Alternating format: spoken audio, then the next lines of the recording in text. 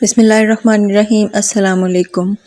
بھابی کپڑے استری ہو گئے میرے، جلدی کریں میری دوست بس آتی ہی ہوگی۔ بس ہبا یہ اشیر کو نہلایا ہے نا، کپڑے پہنا دوں اسے۔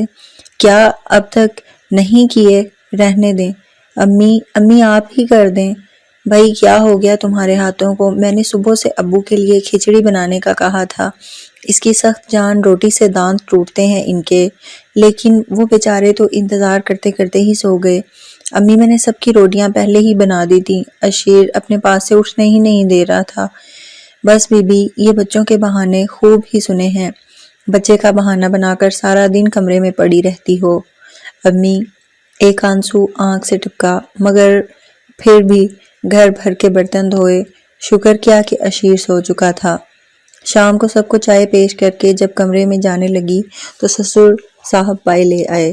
بہو یہ لو رات کو پائے پکانا، اور سنو میری روٹی میں اصلی گھی کی مقدار زیادہ رکھنا۔ جی ابو۔ الٹے پاؤں کچن میں جا کر پائے صاف کر رہی تھی کہ شوہر کی بائک کی آواز پر چائے چڑھائی اور جا کر پانی پیش کیا۔ یہ کیا حالت بنائی ہوئی ہے اپنی، نہا دھو کر کپڑے ہی بدل لیتی۔ کاشف میں جا ہی رہی تھی کہ ابو پائے لے آئے۔ اچھا تو اب یہ الزام بھی میرے گھر والوں پر؟ وہ تمہیں کاموں میں الجھائے رکھتے ہیں؟ نہیں کاشف، بس کرو، جاؤ کپڑے نکالو، تمہارے ڈرامے ہی نہیں ختم ہوتے۔ وائٹ کاٹن کا سوٹ جسے وردہ نے پرسوں پریس کر کے الماری میں سجایا تھا، اسے دیکھ کر کاشف چلایا، یہ کیا، اس پر اتنی شکن کیوں؟ کام ٹھیک سے نہیں ہوتا تم سے پھوہڑ عورت۔ آنسو اب آنکھوں میں جم چکے تھے، کیونکہ یہ اب روز کا معمول تھا۔ رات جب سارے کاموں سے فراغت کے بعد کمرے میں گئی تو کاشف پھر چلایا، یہ کیا ہے؟ جانتی ہو مجھے اسٹڈی ٹیبل پر مٹی بالکل پسند نہیں۔ سارا دن کیا کرتی رہتی ہو؟ ٹیبل نہیں صاف کر سکتی تم؟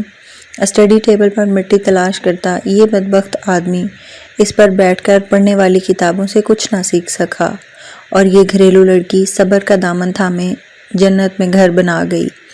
رات جب سب سو چکے، 2 بجے کے وقت وہ اشیر کو سلا کر رات کی اس چاندنی میں بیٹھی اپنے والدین کو یاد کر رہی تھی جو دور دوسرے شہر میں بسے تھے۔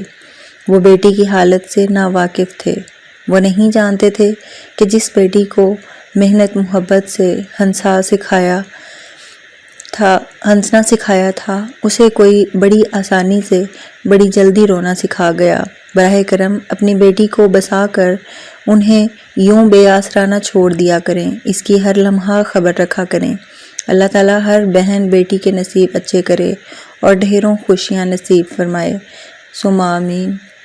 تو دوستو مزید اچھی ویڈیوز کے لیے ہمارے چینل کو لائک کریں۔